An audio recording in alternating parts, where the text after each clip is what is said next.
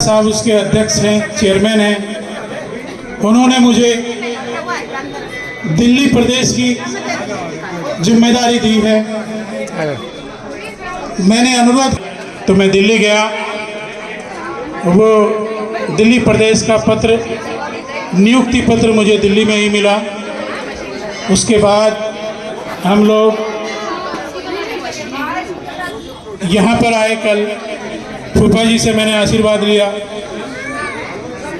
आज मुझे जो महान हस्तियाँ खड़ी हैं, बड़े भाई हैं, मेरे पिता तुल्य हैं, इनको मैं अनुरोध करूंगा राजवीर सिंह का वो करें। और राजवीर सिंह जी से दो शब्द के लिए मैं फिर अनुरोध करूंगा कि दो शब्द गुरु जी के जन्म उत्सव पर। सर, खाने का माहौल नहीं है। देखिए सर, इस माहौल में हमें भी कुछ सीखने को मिलेगा बड़े भाइयों से।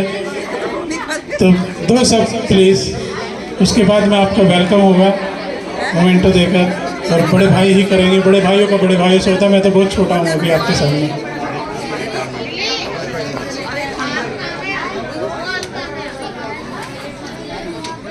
सर्वप्रथम संतों के संग सामाजिक समरसता एवं समानता के प्रतीक संत शिरोमणि गुरु रविदास जी के चरणों में नमन करते हुए आप सबको सर्वप्रथम महाराज जी की 648वीं जयंती के शुभ अवसर पर बहुत बहुत बधाई एवं शुभकामनाएं।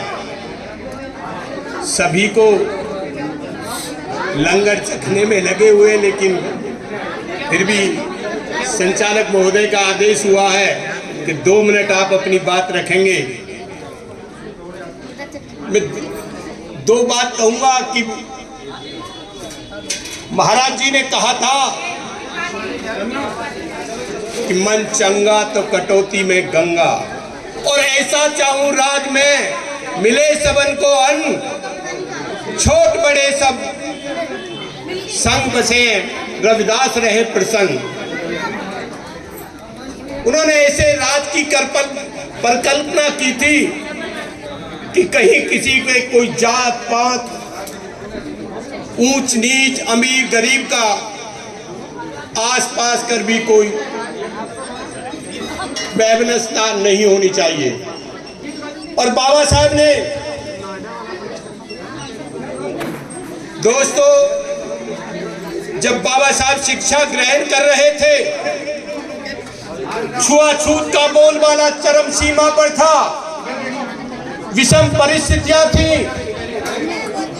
उनको स्कूल में पढ़ने के लिए कोई स्थान नहीं दिया जाता था। तो बाबा साहब ने कभी इस अपमान को अपमान मानकर नहीं बैठे, बल्कि उन्होंने उस चुनौती को चुनौतीपूर्ण स्वीकार करते हुए उन्होंने कहा, अगर मुझे नहीं पढ़ने का मौका दोगे तो मैं फिर भी पढ़ूंगा। कहते हैं कि जिंदगी जीना आसान नहीं होता, जिंदगी जीना आसान नहीं होता, और संघर्ष के बिना कोई महान नहीं होता। और जब तक पड़े ना हथौड़े की चोट, तब तक पत्थर भी भगवान नहीं होता, पत्थर भी भगवान नहीं होता।